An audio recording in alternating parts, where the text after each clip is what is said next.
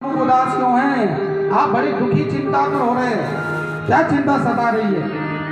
व्यास जी कहते हैं, हे नारद जी, आपने जो भी कुछ पूछा सब ठीक चल रहा, धर्म कर्म अच्छा चल रहा है। मैंने जीवों के कल्याणार्थ बड़े बड़े ग्रंथों की रचना कर डाली, वेद, पंचम महाभारत, 17 पुराण भी लिख दिए।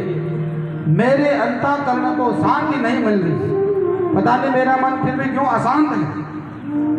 ये कारण मैं स्वयं भी नहीं जानता कि मेरा मन अशांत क्यों है। नारद जी बोले, हम बताते हैं। व्यास जी, आपने अपनी लेखनी से बहुत कुछ लिख लिया,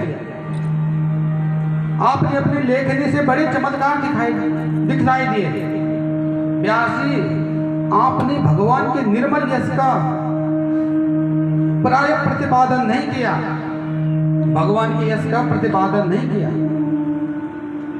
और जो वाणी भगवान की कीर्ति का गान नहीं करती, वह भले कितनी ही अलंकार आदि से युक्त हो, विद्वान जन उसे कोमों की तीर्थ के समान वास तीर्थ कहते हैं। जो वाणी भगवान के नाम का संकीर्तन नहीं करती, भगवान का नाम जिनके जीव में नहीं है, वो वास तीर्थ, भूर, कोमों का तीर्थ, भगवान के भक्त उसमें विहार नहीं करते। कहते वास तीर्थ, वास तीर्थ भूर कहते हैं जहां जूठन फेंका जाता है, वह वाणी ऐसे है। जब तक भगवान की कीर्ति कोमोदी का विस्तार नहीं करोगे, तब तक आपको चैन नहीं मिलेगा, आपको शांति नहीं मिलेगी, आपके मन अशांति रहेगा। तुम्हारी उन पूर्व कीर्तियों में भक्तों को इतना आनंद कहां से मिलेगा? न शोभते ज्ञान मलम निरंजनम। नारद जी कहते हैं, व्यास जी मुझे देखो। अब नारद जी अपनी पूर्व जन्म की कथा सुना रहे। अहम पुरातीत भवे भवम मनुदास्यतो कस्याचन भेदवादिना निरूपितो बालक स्वैव योगिना शुश्रूषणे प्रावर्ष निर्वीक्षितम। हे मुनि, पिछले जन्म में वेद पाठी ब्राह्मणों के यहाँ काम करने वाली दासी के यहाँ पैदा हुआ। वो ब्राह्मण के यहाँ सेवा आदि करती थी, दासी, उनसे पैदा हुआ, दासी पुत्र था मैं। पूर्व जन्म की कथा सुना रहे नारद जी। मेरी माँ ब्राह्मण संतों में बड़ी श्रद्धा रखती थी, खूब सेवा शुश्रूषा करती थी संत ब्राह्मणों की। माँ संतों की सेवा में जाती, मैं भी साथ में जाता। महात्मा लोग स्नान कर लेते तो उनके कपड़े माँ के साथ भी धो लेता, क्योंकि वह संत चातुर्मास के लिए आए थे। चातुर्मास हमारी यहीं रुके थे, खूब सेवा कर रहे। माँ उनके वस्त्र धोती थी, तो मैं भी माँ के साथ उन संत महात्माओं के वस्त्र धोता था। महात्मा लोग जब प्रसाद ग्रहण करते थे, तो जो उनका बचा हुआ जो जूठा था उसको प्रसाद के रूप में मैं पा लेता था। उनके साथ खूब ताली बजाता था, खूब नाचता था, खूब भगवान का गुणानुवाद करता था। और चातुर्मास पूरा होते ही, जब 4 महीने पूरे हो गए, चातुर्मास पूरा होते ही महात्मा लोग चल पड़े और मैं भी उनके साथ चल पड़ा। महात्मा लोगों ने मुझे डांटा, बेटा कहाँ जा रहे हो? हम तो संत महात्मा हैं, 4 महीने आ रहे, आगे कहाँ कुटिया बनाएंगे? आप अपनी माँ के साथ रहो, माँ की सेवा करो। नारद जी कहते हैं कि मैं नहीं माना। मैंने कहा नहीं, मुझे आपके साथ चलना है। और संतों ने कहा अच्छा, अपनी माँ को पूछ ले, यदि आपकी माँ आज्ञा दे देती है तो ठीक है चलो, और नहीं देती तो हम तुझे मंत्र देते हैं और घर में भी आप भगवान का मंत्र जाप कर सकते हैं। उसके बाद जब माँ सिद्धार्थ जाएगी, उसके बाद आ जाना शरण में। अभी तुम घर में जाकर के खूब भगवान का नाम संकीर्तन करो, माँ की सेवा करो और मंत्र का जाप करते रहो। अब नारद जी को पता है कि माँ तो जाने नहीं देगी, घर में आ गए और मंत्र दे रखा है, उसी को जपने में लगे। जब भी देखो तो भगवान के जप में बैठे हुए, भगवान का ध्यान कर रहे, संकीर्तन में लगे।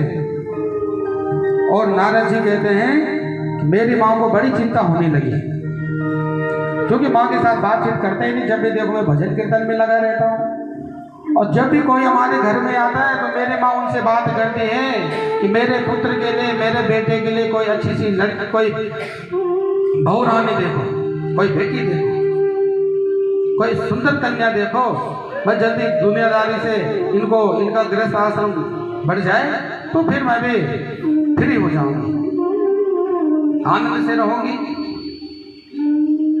बहू घर में आ जाए तो सारा जिम्मेदारी उनको दे दे, तो जो भी आता उनसे ये बातें करते रहती। तो मुझे बड़ी चिंता होने लगी। कह रहे मैंने सोचा था कि जब तक माँ है तो माँ की सेवा करता रहता हूँ, भजन कीर्तन करता रहता हूँ। माँ सिधार जाएगी तो मैं चला जाऊँगा संतों के यहाँ, और माँ तो यहाँ विवाह आदि की बात करने लगी। फिर तो देवी जी आ जाएंगी, फिर तो मैं तो फंस गया इस माया जाल में, फिर तो मैं नहीं जा पाऊंगा, इस घर गृहस्थ में फंस जाऊंगा। मैंने भगवान से प्रार्थना करे, हे नारायण, हे गोविंद, अब तुम भी जानो, मैं तो चाहता हूँ कि मैं आपके शरण में आऊँ, लेकिन मेरी माँ तो यहाँ मुझे दुनियादारी में फंसा रही है, आप भी जाने, आपकी माया। अब एक दिन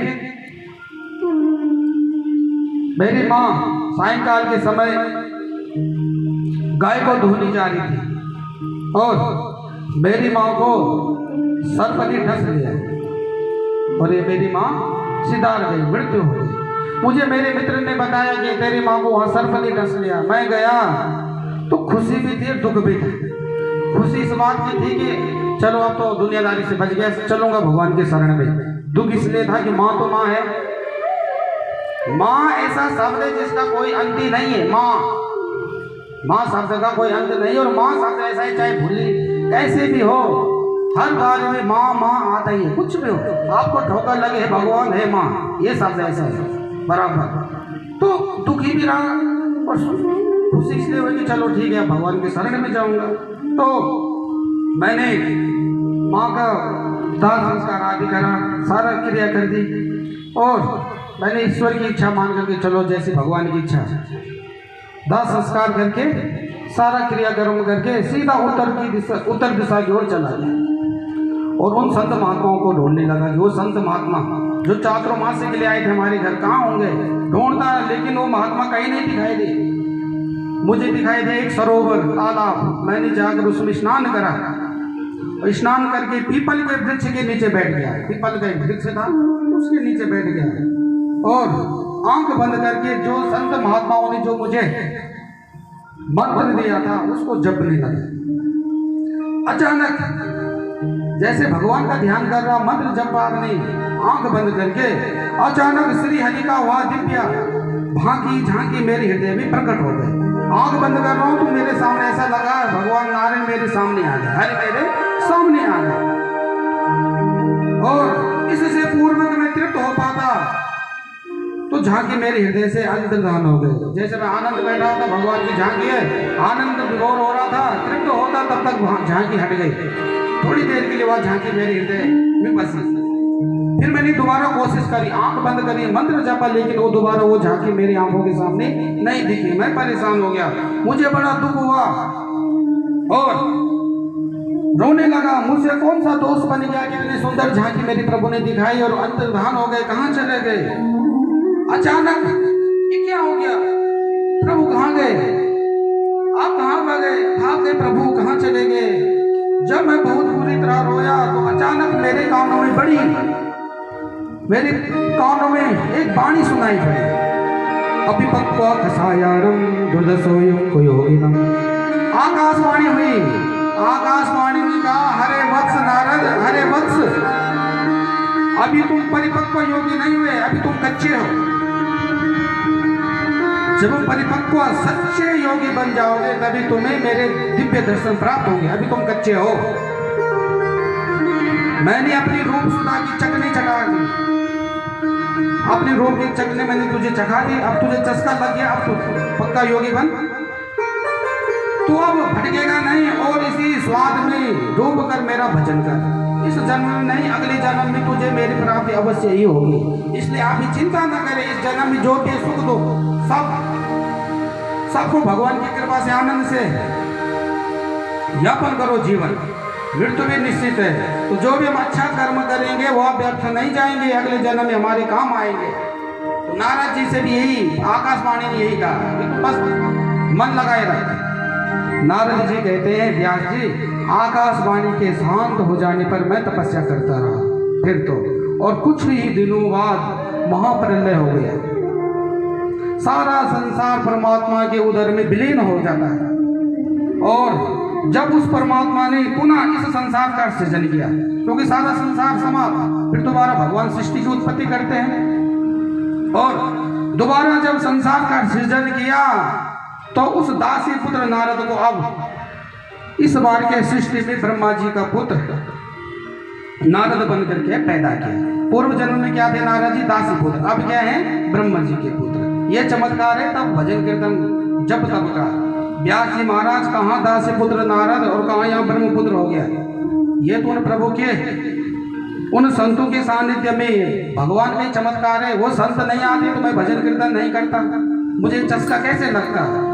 तो जब तक हमारे आस पड़ोस में इस प्रकार के ज्ञान यज्ञ नहीं होंगे तो फिर हम कैसे भगवान से जुड़ेंगे?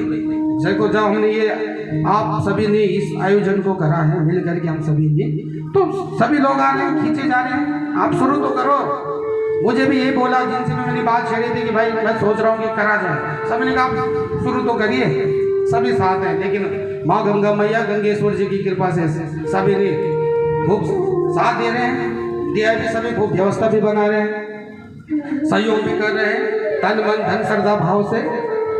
यजमान में जो भी पूजा करवाना चाह रहे हैं अपने आप ही बन रहे हैं, बोल रहे हैं, मुझे भी नहीं बोलने की जरूरत है, खुद ही बोल रहे हैं। और करना भी चाहिए क्योंकि आप हम सभी का कार्य है, पूरे दुनिया का कार्य है। विदेश से किसी भी कोने से कोई आ जाए तो आए, उसका भी स्वागत है इसलिए के लिए।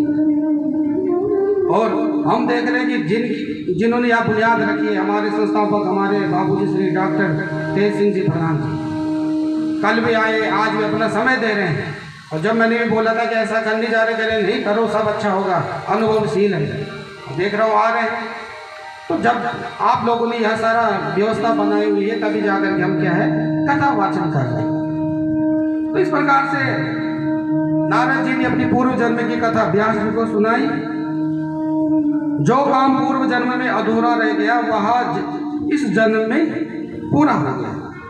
आज स्वयं ब्रह्मा जी का पुत्र बने हुए नारद जी कहते हैं मैं अपने प्रभु के गुण गणों का गान करते हुए उनका भजन अनुरागी बन गया और उन्हीं के गुणों का गान करते हुए नाचने लगा। जय गोविंद गोविंद गोपाला, जय गोविंद गोविंद गोपाला, गोविंद गोविंद गोपाला, जय गोविंद गोविंद गोपाला। भज मुरली मनोहर नंदलाला, भज मुरली मनोहर नंदलाला, जय गोविंद गोविंद गोपाला, जय गोविंद गोविंद गोपाला, जय गोविंद गोविंद गोपाला। तो नारद जी कहते हैं मैं भगवान का गुणानुवाद करता हूँ। तो नारायण प्रभु के सामने